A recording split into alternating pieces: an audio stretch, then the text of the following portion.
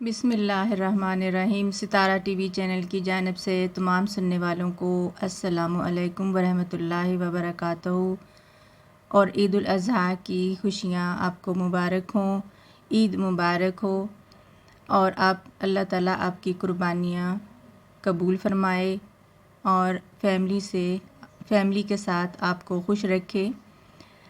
آج آپ کے لیے بہت خوبصورت پروگرام لے کر حاضر ہوئی ہوں۔ وہ پروگرام ہے خلیفہ وقت کی قبولیت دعا۔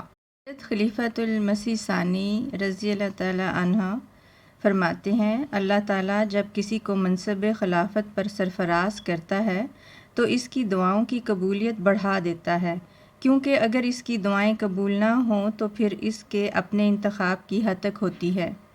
منصب خلافت، انوار العلوم، جلد 2، صفحہ 47۔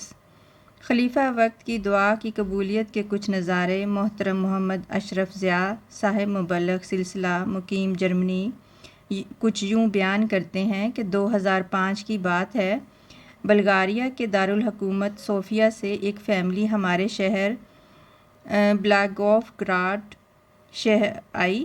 یہ میاں بیوی عیسائی تھے، خاوند کی والدہ چرچ میں ایک اچھے عہدے پر فائز تھیں۔ دونوں نے آ کر بتایا کہ ہماری شادی کو 17 سال ہو گئے ہیں مگر اولاد کی نعمت سے محروم ہیں۔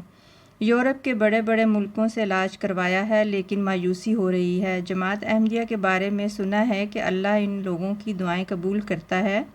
خاکسار نے انہیں خلافت احمدیہ کے بارے میں تفصیل سے بتایا، خلیفہ کا مقام بتایا اور کہا کہ اللہ تعالیٰ کے فضل سے ہمارے پیارے امام ایدھ اللہ تعالیٰ بنصر عزیز کی دعائیں اللہ تعالیٰ قبول فرماتا ہے۔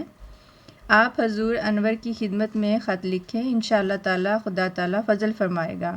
چنانچہ انہوں نے حضور انور کی خدمت میں دعائیہ خط لکھا۔ ہم نے بھی حضور انور کی خدمت میں اس فیملی کے لیے خطوط لکھے۔ حضور ایدھ اللہ تعالیٰ نے بڑے پیار اور شفقت سے انہیں خط لکھا کہ اللہ تعالیٰ آپ کی خواہش پوری فرمائے اور اولاد کی نعمت سے نوازے۔ الحمدللہ، وہ چیز جو ناممکن دکھائی دے رہی تھی محض اللہ تعالیٰ کے فضل اور حضور ایدھ اللہ تعالیٰ کی دعاؤں کے طفیل ممکن ہوئی۔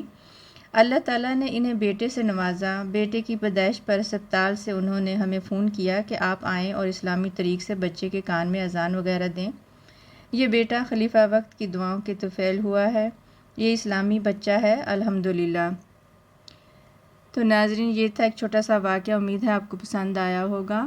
دعاؤں میں یاد رکھیں اور